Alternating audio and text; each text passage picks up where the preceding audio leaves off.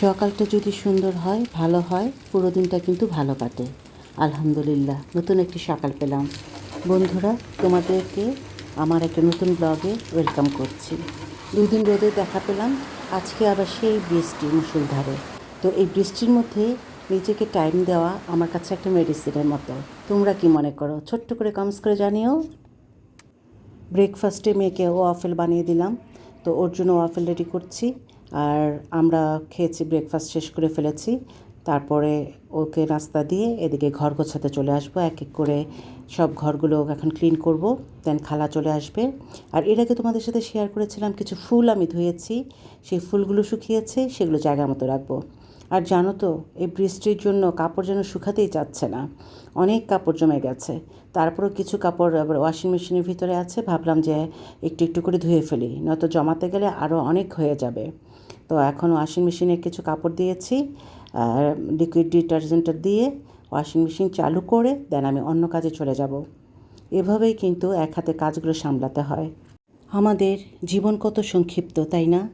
এই যে একটা সকাল শুরু হয়, আবার চোখের পলকেই কাজ করতে করতে দেখি যে সন্ধ্যা নেমে আসে। মাঝখানে কত কাজ, কত কথা, কত দৌড়াদৌড়ি, সবই শেষমেশ একই নীরবতা। দিন শেষে মানুষ ভাবে হাতে অনেক সময় আছে, যে কাজটা পরে করব বলে ফেলে রাখি, সেটা কিন্তু পরেরটা আর আসে না। মুহূর্তে বদলে যায় সব হিসেব।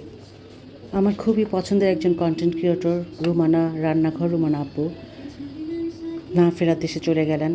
2 দিন ধরে আমার এত খারাপ লাগছে। ওনার অনেক অনেক রান্না আমি রান্না করেছি নিজের হাতে। ওনার রেসিপিগুলো এত সহজভাবে উনি দেখাতেন, খুবই কম উপকরণ দিয়ে রেসিপিগুলো শেয়ার করতেন, খুব ভালো লাগতো। তো আমরা সবাই ওনার জন্য দোয়া করি, ওনার পরিবার যেন এই শোকটা সইতে পারে সেই দোয়া করি। আল্লাহ ওনাকে বেহেশত নসিব করুন, সেটাই আমরা দোয়া করতে পারি।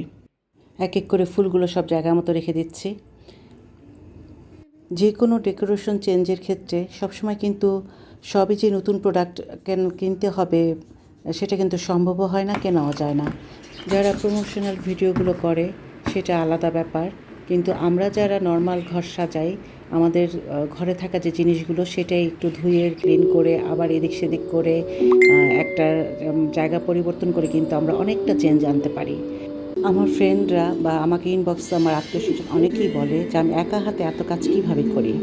আসলে একা হাতে কাজ করতে গেলে একটু প্ল্যান করে কাজ করতে হয়। হেল্পিং হ্যান্ড ছাড়া একা হাতে কাজ করা খুব একটা সহজ না, কিন্তু অসম্ভবও না। মানুষ পারে না এমন কিছু নেই। প্রথমত, একদিনে সব কাজ শেষ করার চেষ্টা করা ঠিক না। আমরা যদি একটা ডায়েরি মেনটেন করি, সেখানে যদি লেখলে আমরা কাজটাকে ভাগ করে নিই, এতে লেখা থাকবে কোন কাজ কবে করব।